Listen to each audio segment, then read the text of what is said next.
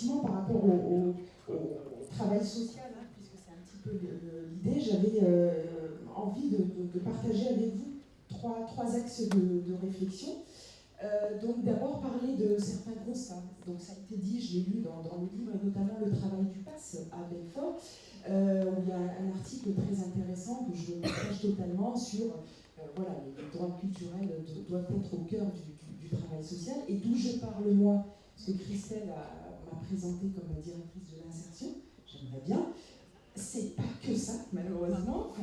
Et heureusement, en fait, c'est que j'ai une dimension, donc à la fois gestion de dispositifs liés au logement, mais surtout l'encadrement du travail social de polyvalence à l'échelle du département, ce qui n'est pas une mince affaire.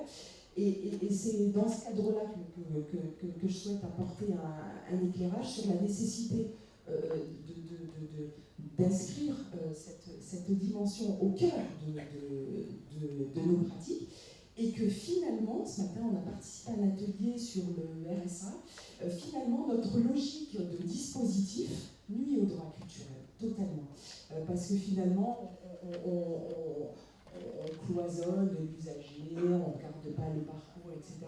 Donc vraiment, dans l'approche telle qu'on a aujourd'hui, c'est plus possible. Et puis, sans vous parler des réalités entre professionnels, du cloisonnement, de ne pas voir la globalité, mais après, voilà, sans rentrer dans le débat, la complexité, etc. Donc c'est primordial. Donc, qu'est-ce qu'on a travaillé et réalisé en Ardèche? C'est important de le souligner. Donc, Raoul l'a dit hier. Donc, d'abord, nous avons inscrit cette dimension dans nos schémas sociaux, la nécessité de prendre en compte les droits culturels pour l'ensemble des politiques, puisque nos schémas sociaux sont transversaux et déclinent la politique enfance, jeunesse, éducation, insertion, autonomie, enfance, santé, famille. Donc vraiment de façon très transversale, convergence des politiques avec comme fil conducteur la nécessité de prendre en compte les droits culturels. Ensuite, nous avons engagé un travail très intéressant d'observation du travail social de polyvalence, c'est-à-dire à la fois l'observation de l'activité et du public, donc au regard des problématiques repérées et pas uniquement des dispositifs. Donc ça, on le partagera, mais c'est très intéressant parce que justement, si on réduit le travail au dispositif, on ne prend pas en compte l'accompagnement et tout ce qu'il y a derrière. Et donc maintenant, la deuxième étape, c'était plus un travail quantitatif. On a analysé 1000 ménages reçus, mais vraiment dans le détail, le travail qui a été fait, le temps consacré, l'accueil, etc.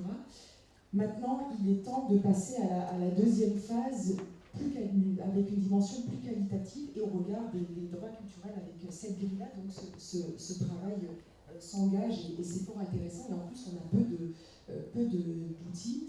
Et voilà, donc ça, c'était important de le partager avec vous. Et ensuite, quand même, en ce moment, dans un contexte de réforme, de forte actualité, il y a quand même deux leviers importants. Ça a été un peu dit et cité. Il y a quand même les états généraux du travail social qui démarrent donc avec une dimension interrégionale. Donc pour nous, l'Ardèche, il y a des assises le 8 avril. Donc c'est aussi l'occasion de relier la démarche, de témoigner, de le faire inscrire. Donc ça, c'est à mon sens très très important.